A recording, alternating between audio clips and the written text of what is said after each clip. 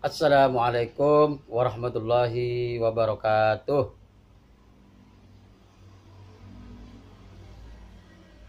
Bismillahirrahmanirrahim. Alhamdulillahirabbil alamin. Wassalatu wassalamu ala asyrafil anbiya'i wal mursalin. Sayyidina wa maulana Muhammadin wa ala alihi wa sahbihi ajma'in. Amma ba'du. Saudara-saudaraku, kali ini insyaallah saya akan mencoba menjelaskan tentang hukum serta tata cara melaksanakan sholat Aid, baik Aidil Fitri maupun Aidil Adha. Bagaimanakah hukum melaksanakan sholat Aidil Fitri atau Aidil Adha?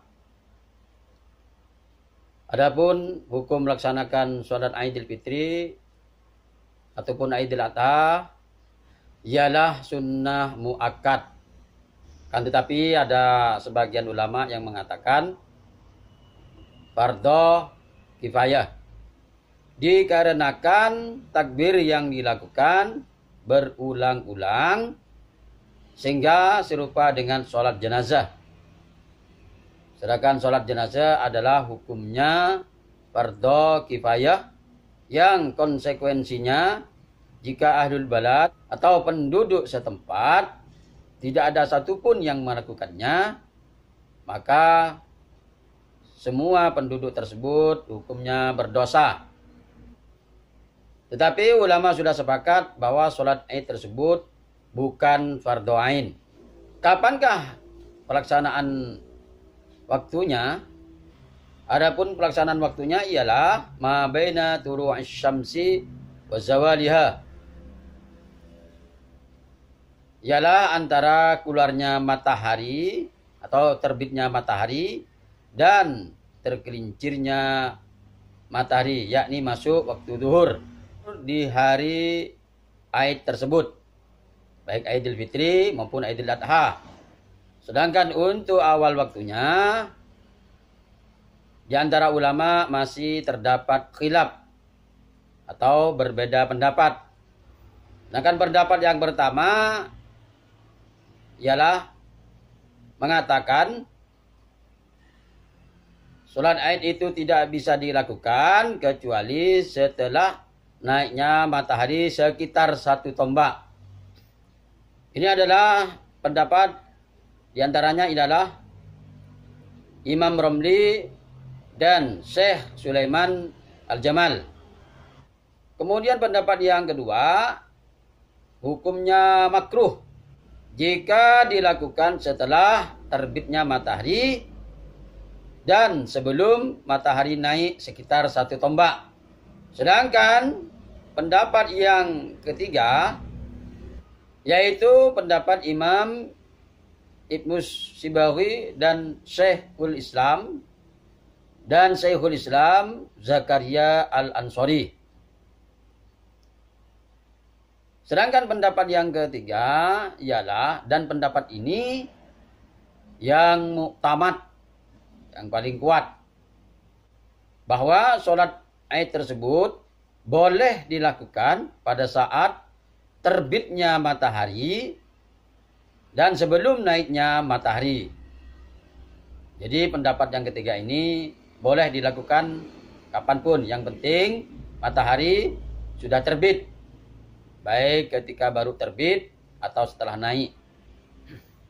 Bisa disimpulkan bahwa yang lebih bagus ialah dalam melakukan sholat Aid tersebut, baik Aidil Fitri maupun Aidil Adha, ialah dilakukan setelah naiknya matahari.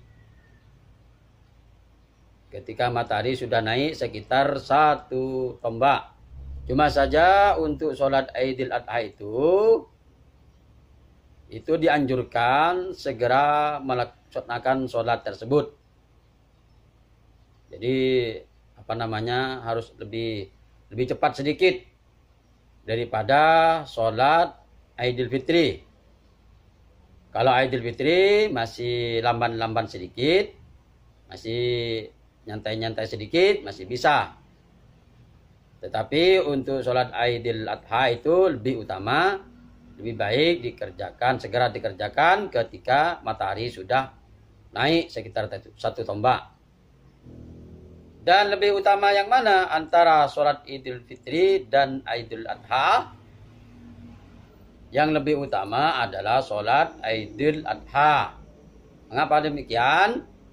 Karena sholat Idul Adha tersebut nasnya sudah ada di dalam Al-Quran. Yaitu ada di surat Al-Kautsar.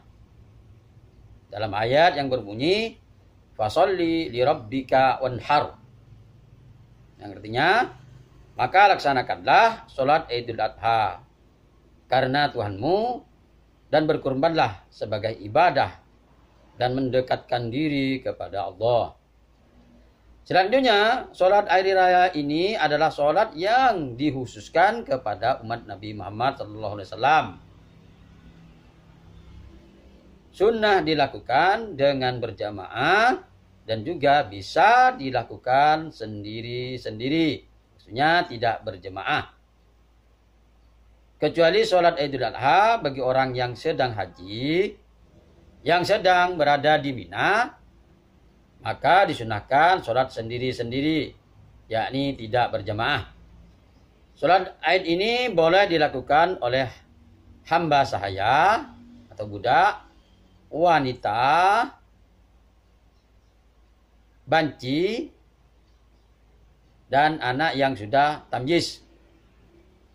Tetapi dalam hal ini ulama sudah menetapkan aturan, yaitu untuk laki-laki dilakukan dengan cara berjamaah, sedangkan untuk perempuan yang cantik atau perempuan yang dapat menimbulkan syahwat, yang lebih baik dilakukan di rumah saja. Dan makruh jika dilakukan di tempat tersebut, yakni di tempat berkumpulnya laki-laki, di masjid atau di lapangan tersebut. Dan makruh jika dilakukan di tempat tersebut bersama jemaah laki-laki. Sedangkan untuk perempuan yang tidak menimbulkan syahwat, ya perempuan yang biasa-biasa saja, tidak cantik, sedang-sedang saja, atau mungkin bahkan jelek, maka boleh atau tidak dilarang menghadiri sholat hari raya yang dilakukan oleh laki-laki. Dengan syarat tidak berhias, tidak memakai parfum, dan tidak memakai pakaian yang bagus. Kalau misalkan bersuami, sudah mendapat izin dari suaminya. Selanjutnya, bagaimana cara pelaksanaan sholat Id tersebut? Adapun caranya ialah ada 2. Yang pertama, dilakukan 2 rakaat saja, sama seperti sholat sunnah yang lain. Semisal sholat sunnah rawatib sebelum sholat zuhur, dengan niat sholat Idul Fitri atau Idul Adha. Jadi sama. Yang pertama ini sama seperti sholat sunnah biasa. Jadi takbirnya hanya takbiratul ihram. Pokoknya persis dari dilakukan sholat seperti biasanya. Maksudnya takbirnya hanya 1 kali, yakni hanya takbiratul ihram. Sebagaimana sholat sunnah yang lain. Dan sholat yang dilakukan seperti ini adalah sholat yang paling rendah. Adapun cara yang kedua, dan ini cara yang paling sempurna, ialah pada rakaat pertama bertakbir sebanyak 7 kali. Sedangkan pada rakaat kedua bertakbir sebanyak 5 kali. Dan pada rakaat pertama ini, setelah takbiratul ihram dan setelah membaca doa iftitah, yakni kabira walhamdulillahi katsira dan seterusnya. Dan sebelum membaca a'udzubillahi minasyaitonirrajim, seraya mengangkat tangan bertakbir sebanyak 7 kali. Dan setelah takbir ini disunnahkan meletakkan tangan kepada tangan kiri dan kedua tangan tersebut, tangan kiri dan tangan kanan tersebut diletakkan di bawah dada. Jadi sama seperti ketika berdiri membaca Fatihah dalam sholat. Dan di antara takbir tersebut disunnahkan membaca Subhanallah walhamdulillah wa la ilaha illallah wallahu akbar. Kalau ditambah wala haula wala quwata illa billahil aliyyil azim, tentu itu lebih bagus. Atau membaca yang lain. Semisal Allahu akbar kabira walhamdulillahi katsira wa subhanallahi bukratan wa asila wa sallallahu wa sallama ala sayyidina Muhammadin tasliman katsira. Dan untuk takbir ini hukumnya adalah sunnah hayat sholat, bukan sunnah abad sholat, apalagi rukun atau fardhu. Jadi sama seperti doa iftitah, a'udzubillah dan lain-lain. Karena itulah jika seumpama tidak dilakukan baik seluruhnya atau sebagian saja, disengaja atau tidak, maka tidak disunnahkan untuk sujud sahwi. Walaupun demikian, hukum meninggalkannya makruh. Dan jika ketika di tengah-tengah membaca surah Al-Fatihah ingat, ternyata takbir tersebut tidak dikerjakan, walaupun bacaan surah Fatihahnya belum selesai, maka takbir tersebut tidak bisa diulangi lagi. Yakni membaca surah Fatihahnya lanjut. Namun demikian, jika diulangi lagi takbir tersebut, maka sholatnya tetap sah. Kecuali jika ingat ketika ruku atau setelah ruku dan diulangi lagi takbir tersebut, maka dalam hal ini sholatnya batal. Dan ini menurut kaul jadidnya Imam Syafi'i.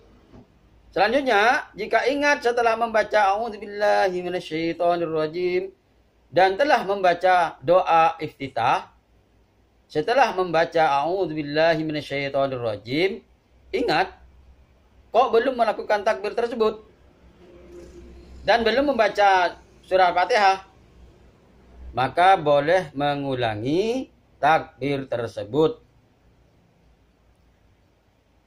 Walhasil takbir tersebut jika tidak dilakukan baik sengaja atau lupa, tidak boleh diulangi lagi jika memenuhi 2 syarat.